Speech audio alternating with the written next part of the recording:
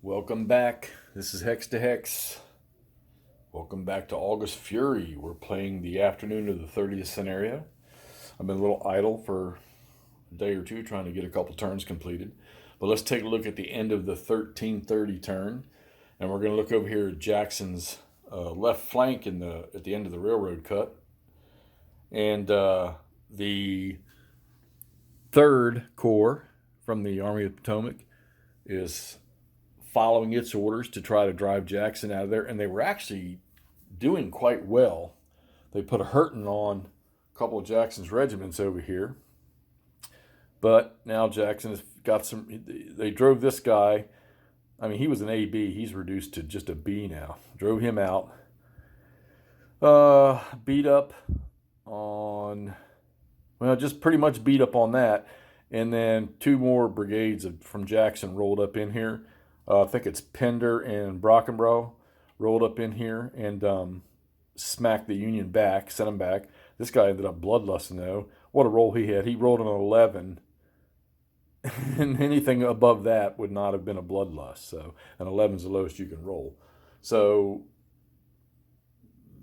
I don't want to say it's stalled because they're still right here in Jackson's face, but the numbers are up a little bit on the Union over here.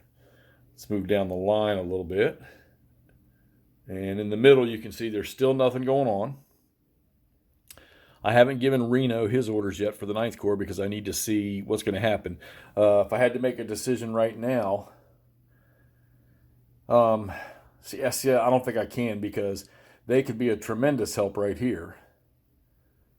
But there's one optional decision I may have to make, and I'll let you know about that here in a second.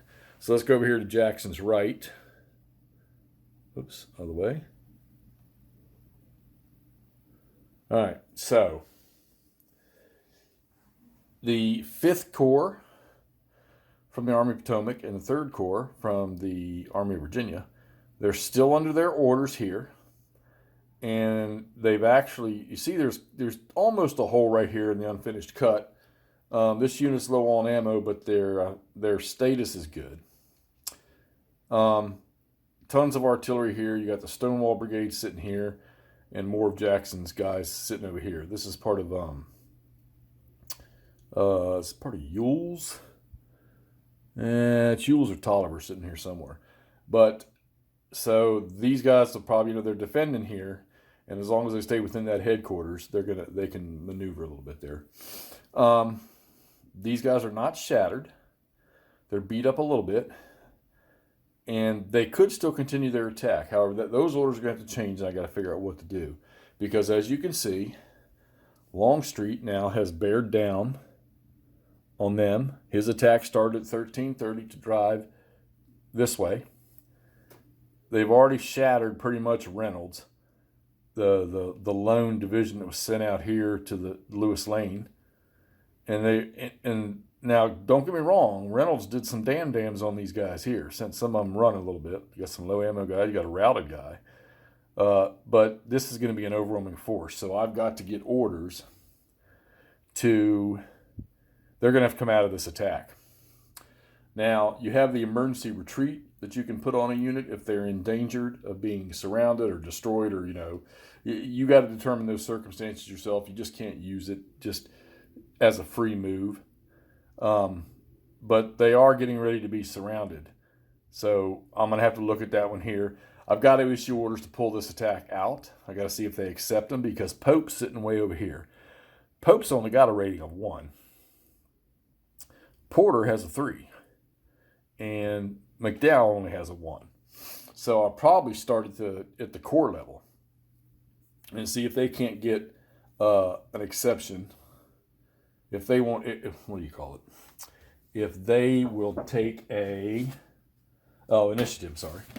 See if they will get initiative, because I got to pull this attack back. I'm going to have to pull these guys back this way, because Longstreet is still attacking through here. So should they get a successful order to pull back, then Longstreet will have to change the orders of these guys, because their attack is just to drive through Groveton or into Groveton. So he will have to change their attacks to pursue. So right now, we stand at the end of the 1330 turn. The casualty count, you got it here on my little notepad. All right, the casualty count for the Union is 3,000. The Confederates is 2,350. Makes sense, they're on the defense. And they're sort of flanking the Union Army.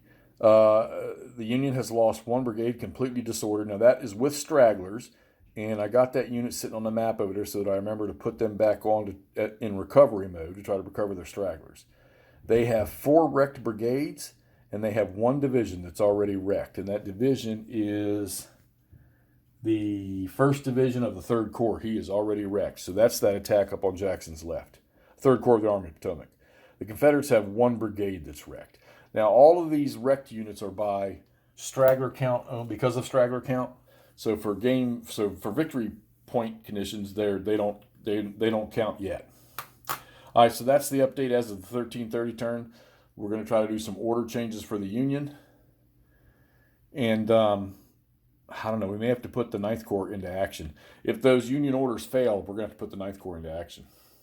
All right, so that's your update for August Fury, the afternoon of the 30th scenario from MMP. I think it's 1990. Second Battle of Manassas. Let's get this posted so y'all can see what's going on. Talk to you soon.